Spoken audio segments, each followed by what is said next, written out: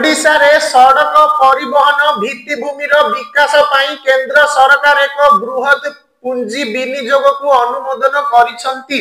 राज्य पाई मोट 44,771 कोटी टंकार रास्ता प्रकल्प को मंजूरी मिली। एही मोट राशि मध्यरु जातीय राजपथ प्रकल्प गुड़िक 30,000 कोटी टंका मंजूर करा जाइछि। अवशिष्ट 13,000 कोटी टंका राज्य राजपथ प्रकल्प गुड़िकर विकास पाई विनियोग हेबो।